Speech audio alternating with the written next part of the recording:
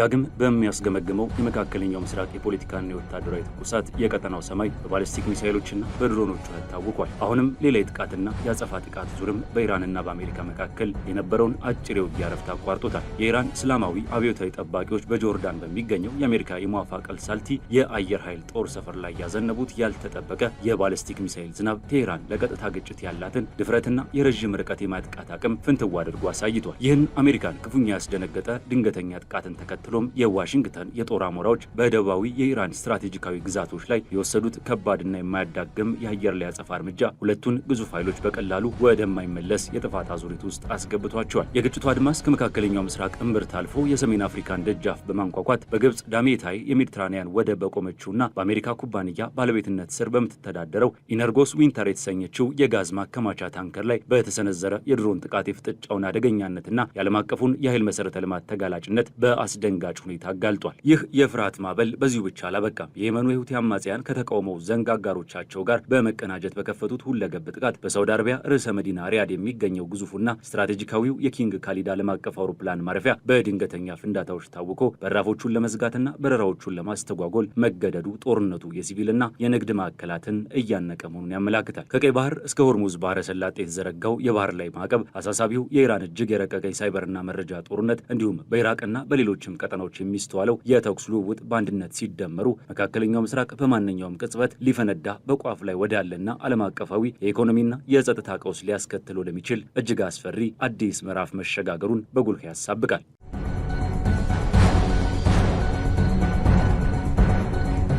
ይህ ቮይስ ኦፍ ኢትዮጵያ ዓለም አቀፍ ትንታኔ ነው። የዓለምን ፖለቲካ በሰፊው የምንዳስስበት መድረክ። ለቻናላችን አዲስ የሆናችሁ ሰብስክራይብ በማድረግ አብራችሁን ቆዩ።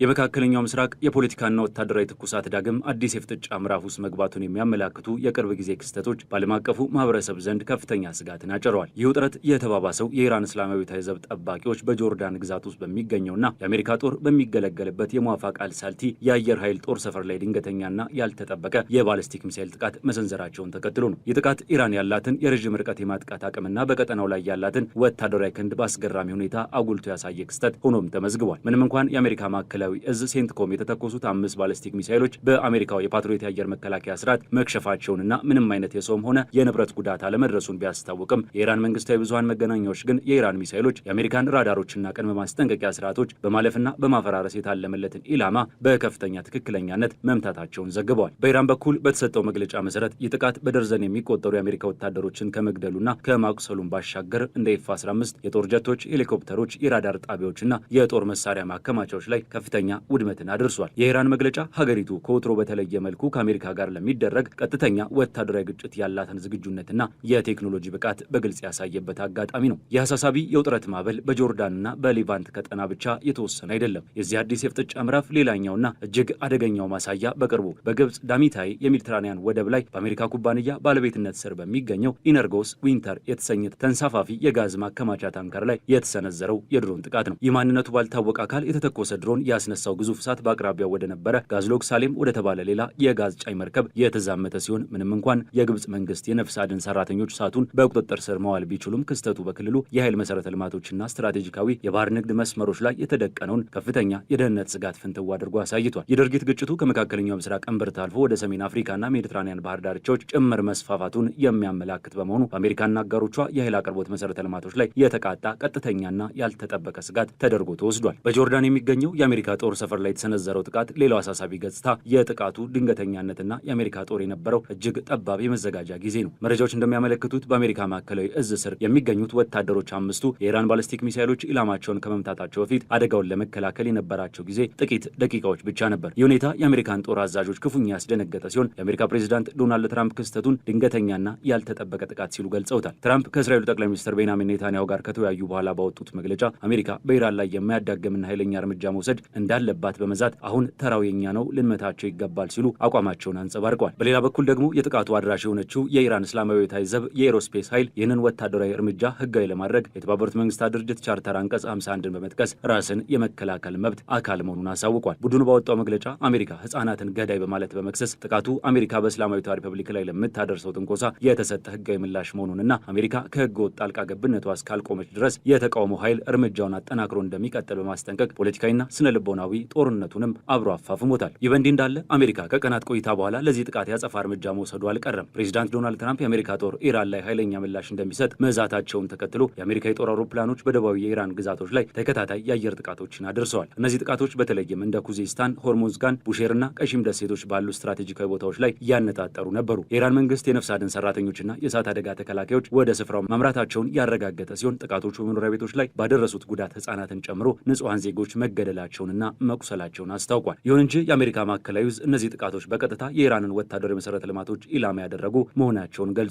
የአጸፋ ልውውጥ ሁለቱ ኃይሎች በከፍተኛ የጥፋት አዙሪት ውስጥ መግባታቸውንና ማንኛውንም ትንሽ ስህተት ቀጠናውን ወደማያባራ ጦርነት ሊያስገባው እንደሚችል ማሳያ ሆኗል። የአሜሪካና የእስራኤል ተደጋጋሚ የአየር ጥቃቶች በኢራን ወታደራዊና ስትራቴጂካዊ መሰረተ ልማቶች ላይ ያሳረፉትን ጫና ተከትሎ ቴህራን የአየር መከላከያ ክፍተቷን ለመድፈን ወደ ምስራቁ ዓለም በተለይም ወደ ቻይና ፊቷን አዙራለች።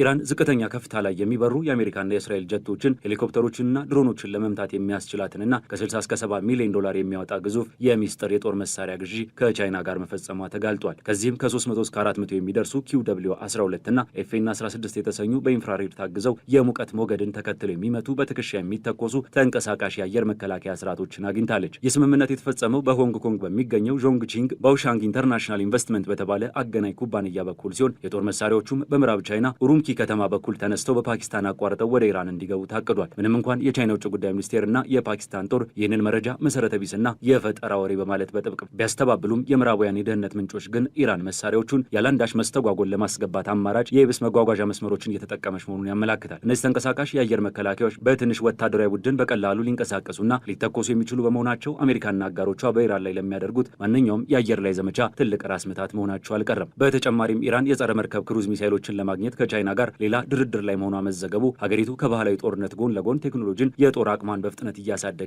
መሆኗን ያሳያል። የኢራን ወታደራዊ ስትራቴጂ በቀጥታ ከሚያደርሰው ጥቃት ባሻገር በቀጠናው ባሰማራቻቸውና በምትደግፋቸው አጋር ኃይሎች በኩል የሚያሳየው ጥምር የማጥቃት አቅም እጅግ አሳሳቢ ሆኗል። በየመን የሚገኘው የሁቲ አማጽያን ከኢራን ጋር ባላቸው ጥብቅ ቁርኝት በሳውዲ አረቢያ ላይ የባህር ላይ ማዕቀብ ማወጃቸው ይህንኑ የኢራንን ቀጠናዊ ስምሪት አቅም ያሳያል። ሁቲዎች በቀይ ባህር ላይ በሳውዲ አረቢያ የነዳጅ ጫኝ መርከብ ላይ ያደረሱት የሚሳኤል ጥቃትና በጂዛን ግዛት በሚገኘው የሳውዲ አራምኮ የነዳጅ ማከማቻ ላይ የፈጸሙት የተቀናጀ የድሮንና የሚሳኤል ጥቃት የዓለምን የነዳጅ አቅርቦት ደህንነት ክፉኛ የፈተነ ነው። የዚህ የተቀናጀ ጫና አካል የሆነውና ሁኔታውን ይበልጥ ውስብስብ ያደረገው ሌላው የቅርብ ጊዜ ወታደራዊ እርምጃ የየመን ሁቲዎች በሳውዲ አረቢያ ላይ ያወጁት ይፋዊ የባህር ላይ ማዕቀብ ነው። ይህ የሁቲዎች ውሳኔ የመጣው የአሜሪካው ፕሬዚዳንት ዶናልድ ትራምፕ ኢራን በአሜሪካ ጥቅሞች ላይ ለምታደርሰው ጥቃት የማያዳግም እርምጃ እንደሚወስዱ መዛታቸውንና የአሜሪካ ሳውዲ ጥምር ጦር በኢራቅ ውስጥ የአየር ጥቃት መፈጸሙን ተከትሎ ነው። ቡድኑ ይህንን እርምጃ የወሰደው የኢራንን አቋም በተግባር ለመደገፍና አሜሪካ እንዲሁም ዋነኛ ቀጠናዊ አጋሯ የሆነችው ሳውዲ አረቢያን ለማስጠንቀቅ ነው። ይህ ቀውስ ከአንድ አቅጣጫ ብቻ የሚሰነዘር ጥቃት ሲሆን የተቃውሞ ዘንግ አባላት እርስ በርስ በመናበብ የዓለምን የኢኮኖሚ ደም ስር የሆነውን የንግድ መስመር ሙሉ በሙሉ ለማስተጓጎልና ከፍተኛ ጂኦፖለቲካዊ ዋጋ ለማስከፈል ያላቸውን ቁርጠኝነት የሚያሳይ ነው። ከዚህ የባህር ላይ ወታደራዊና ኢኮኖሚ ውጥረት ጋር ትይዩ የሁቲዎችና የሳውዲ አረቢያ ፍጥጫ ወደ ሲቪል አቪዬሽንና ስትራቴጂካዊ የከተማ መሰረተ ልማቶች ጭምር ተሸጋግሯል። የዚህ ጦርነት አስከፊነት ከባህር ዳርቻዎች አልፎ የሳውዲ አረቢያ ርዕሰ መዲና ወደ ሆነችው ሪያድ ዘልቆ መግባቱን የሚያሳየው ዋነኛ ክስተት የኪንግ ካሊድ ዓለም አቀፍ አውሮፕላን ማረፊያ በድንገት የተጋለጠበት የስራ መቋረጥ አደጋ ነው። በሪያድ ከተማ አቅራቢያ በርካታ ተከታታይና ኃይለኛ ፍንዳታዎች መሰማታቸውን ተከትሎ ይህ በቀጠናው እጅግ ግዙፍና ስትራቴጂካዊ የሆነው አውሮፕላን ማረፊያ ለአየር ትራፊክ አገልግሎት ሙሉ በሙሉ ዝግ ሆኖ ለማምሸት ተገዷል። ኖታም በመባል በሚታወቀው ዓለም አቀፍ የአቪዬሽን አስቸኳይ ጊዜ ማስታወቂያ መሰረት የአውሮፕላን ማረፊያው ዋነኛ ማኮብኮቢያዎች ለተወሰኑ ሰዓታት ከጥቅም ውጭ ሆኖ ታግደዋል። የክስተት ጦርነቱ የንግድና የሲቪል ተቋማትን ደህንነት ምን ያህል አደጋ ላይ እየጣለ መሆኑን ፍንትው አድርጎ ያሳየ ነው። የአውሮፕላን ማረፊያው መዘጋት ያስከተለው ምስቅልቅል በሳውዲ አረቢያ የዕለት ተዕለት እንቅስቃሴ ላይ ከፍተኛ መናጋትን ፈጥሯል። ወደ ሪያድ ያመሩ የነበሩ በርካታ ዓለም አቀፍና የሀገር ውስጥ የንግድ አውሮፕላኖች በአየር ላይ ለመንሳፈፍ አቅጣጫቸውን ለመቀየርና በአቅራቢያቸው ወዳሉ ሌሎች አውሮፕላን ማረፊያዎች ለማረፍ ተገደዋል። በማህበራዊ ሚዲያዎችና በአቪዬሽን መከታተያ ራዳሮች ላይ የወጡ ምስሎች እንደሚያሳዩት በርካታ መንገደኞችን የጫኑ አውሮፕላኖች በሪያድ ሰማይ ላይ ለረዥም ደቂቃዎች ሲሽከረከሩና ማረፍ ሲሳናቸው ታይተዋል። በአውሮፕላን ማረፊያው ውስጥ የነበሩ ተጓዦችን በረራዎችን መስተጓጎላቸውን፣ መሰረዛቸውንና ላልተወሰነ ጊዜ መዘግየታቸውን በቅርብ እንዲከታተሉ ጥብቅ ማሳሰቢያ ተሰጥቷቸዋል። ኪንግ ካሊድ ዓለም አቀፍ አውሮፕላን ማረፊያ ከሳውዲ አረቢያ አልፎ ለመካከለኛው ምስራቅ ትልቁ የአቪዬሽን ማዕከል ከመሆኑ አኳያ ይህ የአገልግሎት መቋረጥ በቀጠናው የአየር ትራንስፖርት ላይ ከፍተኛ የሎጂስቲክስ ቀውስን ፈጥሯል። ይህንን በሪያድ ላይ የተሰነዘረና የብሔራዊ ደህንነቷን ክፉኛ የፈተነውን ስነ ልቦናዊና አካላዊ ጥቃት ተከትሎ ሳውዲ አረቢያ ዝምታን አልመረጠችም። ይልቁንም ፈጣን፣ ከባድና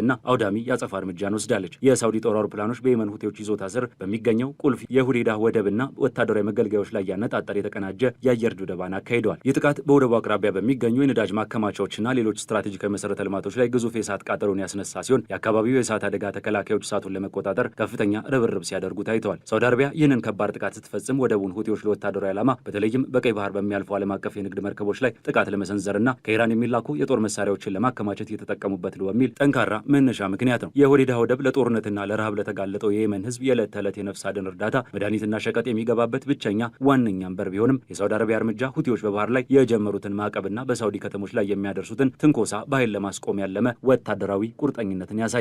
የዚህ የእርስ በርስ መተናነቅ ሌላው ጉልህ ማሳያ ደግሞ በየመን ሰማይ ላይ ያለማቋረጥ እየተካሄደ ያለው እጅግ የረቀቀ የድሮን ጦርነት ነው። ሁቲዎች ከዚህ ቀደም የላቀ ቴክኖሎጂ የታጠቀችውን ዘመናዊ የስለላ ድሮን መጥተው መጣላቸውን ተከትሎ ውጥረቱ ይበልጥ ተባብሷል። በቅርቡ ደግሞ በሰሜናዊ የመን በምትገኘው የሳዳ ግዛት አየር ክልል ውስጥ ካራይል የተሰኘችው ሌላ በሳውዲ አረቢያ የምትመራ የቱርክ ስሪት የሆነች የስለላ ድሮን መጥተው መጣላቸውን በይፋ አሳውቀዋል። የሁቲ ወታደራዊ ቃል አቀባይ የሀያ ሳሪ ይህችን ድሮን በምድር ላይ ስትቃጠል የሚያሳየውን ተንቀሳቃሽ ምስል ለዓለም አቀፉ ሚዲያ በማሰራጨት ቡድኑ የሳውዲን የአየር ላይ የበላይነት በእጅጉ የሚፈታተንና አስተማማኝ የሆነ ዘመናዊ የአየር መከላከያ አቅም በተግባር መገንባቱን አረጋግጧል። ከቀይ ባህርና ከሁቲዎች ተጽዕኖ ባሻገር የኢራን እስላማዊ ወታደራዊ ዘብ የባህር ኃይል በዓለም አቀፉ የነዳጅ ንግድ የደም ስር በሆነው በሆርሙዝ ባህረ ሰላጤ ላይ የሚያደርገው ኃይል ማሳየትና ጫና መፍጠር የቀጠናውን ቀውስ ወደ ላቀ ደረጃ አሸጋግሮታል። የኢራን የባህር ኃይል ተደጋጋሚ ማስጠንቀቂያዎችን ጥሰዋል ያላቸውን 3 የውጭ ሀገር የነዳጅ ጫኝ መርከቦችን በማቋረጥ በቁጥጥር ስር መዋሉን በይፋ አሳውቋል። ይህ እርምጃ ኢራን በዓለም አቀፍ ካለው የነዳጅ አቅርቦት ውስጥ ከፍተኛ ድርሻ የሚያልፍበትን በዚህ ስትራቴጂካዊ ባህር መስመር ላይ ያላትን የቁጥጥር አቅም በተግባር ያረጋገጠችበት ነው። የባህር ኃይሉ ባወጣው መግለጫ ወታደሮቹ ለ150 ቀናትና ሌሊቶች በባህር ላይ ያደረጉትን ያላለሰለሰ ጥበቃና ቁጥጥር በማውደስ የኢራንን ብሔራዊ ጥቅም አደጋ ላይ የሚጥል ማንኛውም አካሄድ የማይታገስ መሆኑን አስገንዝቧል።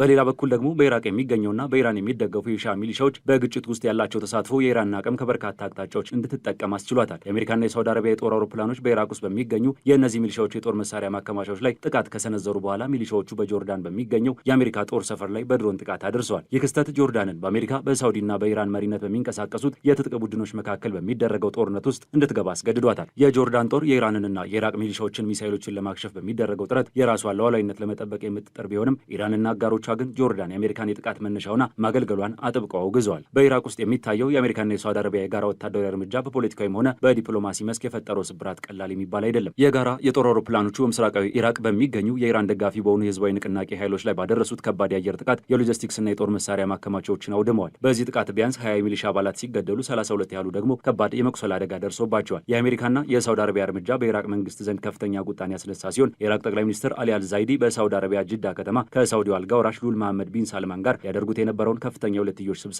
በድንገት ሰርዘዋል። ከዚህ ሁሉ ወታደራዊ ትርምስ ጀርባ የኢራን የስለላና የሳይበር አቅም በዓለም አቀፍ ደረጃ አግራሞትን የፈጠረ ሌላ ገጽታ የአሜሪካን ማዕከላዊ ህዝብ አሜሪካ ወታደሮች ተንቀሳቃሽ ስልኮች ላይ ለመጣል ያሰበው እገዳ ነው። የአሜሪካ ጦር አባላት በጥቃቱ ወቅትና ከጥቃቱ በኋላ በማህበራዊ ሚዲያዎች ላይ የሚያጋሯቸው ምስሎችና ቪዲዮዎች የኢራን የስለላ ተቋማት የጥቃታቸው ትክክለኛነትን ለመገምገምና በቀጣይ ለሚሰነዝሩት ጥቃት ኢላማቸውን ለማስተካከል በሚገርም ሁኔታ እየተጠቀሙበት መሆኑ ተጋልጧል። ይህ ክፍት የመረጃ ምንጭ የመጠቀም የኢራን ስትራቴጂ ሀገሪቱ ከባህላዊ የጦርነት ስልት ባሻገር በዲጂታሉና በመረጃው ጦርነት መስክ ያላትን የላቀ የትንታኔ አቅምና ዘመናዊ የጦርነት ዝግጁነት በጉልህ የሚያሳይ ነው። በውስጣዊ የደህንነት ጉዳዮች ላይም ቢሆን ኢራን በማዕከላዊ መንግስቷ ላይ ሊቃጡ የሚችሉትን አደጋዎች ለማክሸፍ ያላትን አቅም ፈጣንና ጥብቅ ሆኖ ታይቷል። ውጫዊ ውጥረቶችን በተበራከቱበት በዚህ ወቅት የኢራን የስለላ ሚኒስቴርና የጸጥታ ኃይሎች በሀገሪቱ ውስጥ ሊፈጸሙ የታሰቡ መጠነ ሰፊ የሽብርና የሳቦታጅ ጥቃቶችን ማክሸፋቸውን ገልጸዋል። በሲስታንና ባሉቺስታን ግዛት ውስጥ የተደራጁና በአሜሪካ እንዲሁም በእስራኤል የደህንነት ተቋማት ይደገፋሉ ያሏቸውን 4 የታጠቁ የሽብር ህዋሶችን ሙሉ በሙሉ መደምሰሳቸውን አስታውቋል። በተመሳሳይ በምዕራብ ኢራን ክፍል በሚገኘው የኩርዲስታን ግዛት ውስጥ የፒጃክ ታጣቂዎች ድንበር ሲያቋርጡ በቁጥጥር ስር አውለዋል። በአጠቃላይ እነዚህ ውስብስብና ተደጋጋሚ ክስተቶች ሲታዩ መካከለኛው ምስራቅ በአንድ በኩል አሜሪካና አጋሮቿ በሚያደርጉት ወታደራዊና የፖለቲካ ትብብር፣ በሌላ በኩል ደግሞ ኢራን በራሱ አቅምና የተቃውሞ ዘንግ ብላ በምትጠራቸው በየመን በኢራቅና በሌሎች ቀጠናዎች ባሉ አጋሮቿ አማካኝነት በሚያደርሱት የተቀናጀ ጥቃት መሃል ተወጥሮ ይገኛል። የኢራን የባለስቲክ ሚሳይሎች ቴክኖሎጂ፣ የመረጃ ጠለፋ፣ ጥበባዊ አጠቃቀም፣ ፈጣን የውስጥ ደህንነት ቁጥጥር እንዲሁም የቀይ ባህርን ስትራቴጂካዊ ንግድ መስመር በአጋሮቿ በኩል የማስተጓጎልና የኢኮኖሚ ማነቆ የመፍጠር አቅሟ ሀገሪቱ በቀጠናው ላይ ያላት ወታደራዊ ስትራቴጂካዊና ጂኦፖለቲካዊ ሚዛን የመቀየር ከፍተኛ ኃይል በግልጽ የሚያሳይ ነው። ያም ሆኖ ግን የሁለቱም ጎራዎች እርምጃና የአጸፋ እርምጃ ቀጠናውን ከድጡ ወደ ማጡ እየመራው መሆኑ ማንኛውም ወገን የወሰደው እርምጃ ትክክል ነው ብሎ ለመፈረጅ የማያስደፍር ይልቁንም ዓለም አቀፍ ስጋትን የሚያባብስ መሆኑን በገለልተኛነት መገንዘብ ይቻላል። የዛሬው ዓለም አቀፍ ትንታኔያችን በዚሁ ተቋጨ። ስለተከታተላችሁን እያመሰገንን ለቻናላችን አዲስ የሆናችሁ ሰብስክራይብ በማድረግ ቤተሰብ እንድትሆኑ እንጋብዛለን። ከሰዓታት በኋላ በሌላ ዓለም አቀፍ ጉዳይ እስከምንገናኝ ሰናይ ጊዜ